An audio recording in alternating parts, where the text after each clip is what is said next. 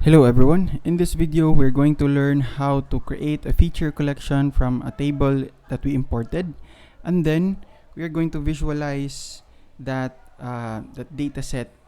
We're going to customize the visualization of that, basically change the colors and the stroke widths of the data set so we can visualize it better. So I will import this table here. So these are political boundaries, municipalities and cities. So I'm going to name it Muni Cities for now. So short for municipalities and cities. Then EE dot feature collection. Then we're going to type in here our table. And then let's try to map. I thought to add this layer. Okay, add layer. So Muni Cities.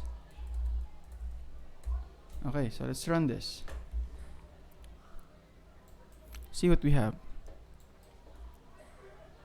Okay, so we have this black lines with gray fillings.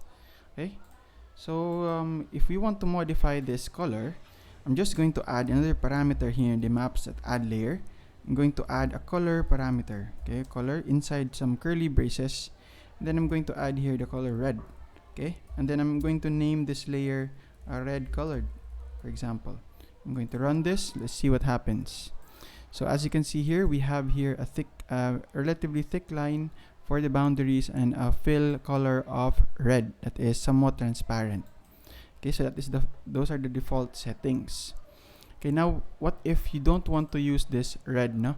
So you can actually use a whole range of colors. Let's say, for example, if you go here to htmlcolorcodes.com, you have a lot of color choices, and we can just choose this hexadecimal here, hexadecimal. And then I'm going to copy this. I'm going to paste this here in the color.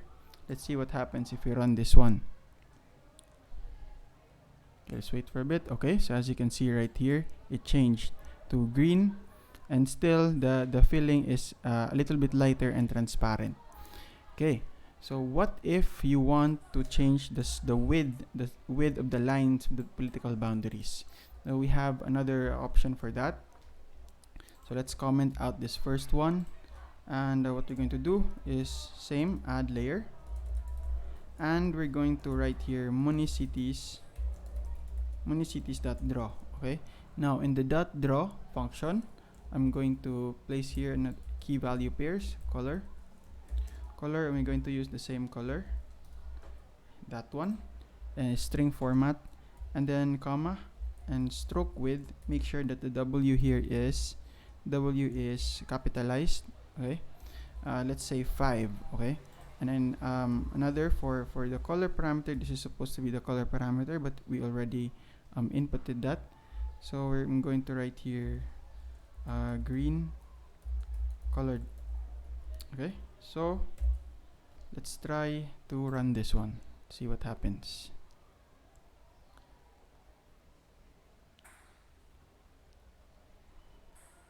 So as you can see here, the lines are definitely much thicker, right?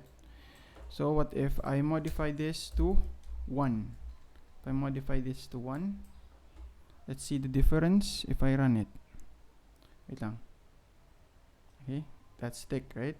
And then I'm going to run the stroke width of 1. Let's see what happens. Okay, so that is much thinner. Okay, so what if we do not want this green color fill inside the boundaries? Okay, so what we can do is we can create an empty image first. Empty is equal to ee.image, and then we're going to cast it to a byte. Okay, after doing that, we're going to type in our lines here, boundary lines, so create a variable for that, and then empty.paint. So we're going to paint something to that empty image, and then you have here the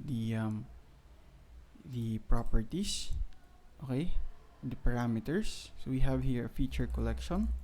This is the municities. It's the municities, and then the color. The color, we only want one color for this one, so write 1. Then width is let's go with 3 because this is the most common. And finally, what we're going to do is we're going to add layer. Okay, add layer, and then right here the boundary lines, and then the second parameter will be palette, the color palette, but instead of color we're going to write palette, and still we're going to use this green one. Okay, this green one.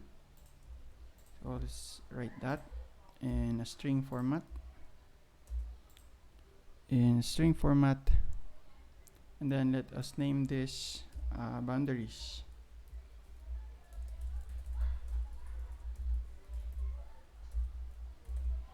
Okay, so let's run this to see if it works. Okay, so there you have it. Okay, so those are some of the options in visualizing the different feature collections that you have. So thank you for watching this video. I hope you learned something new, and I will see you in the next one.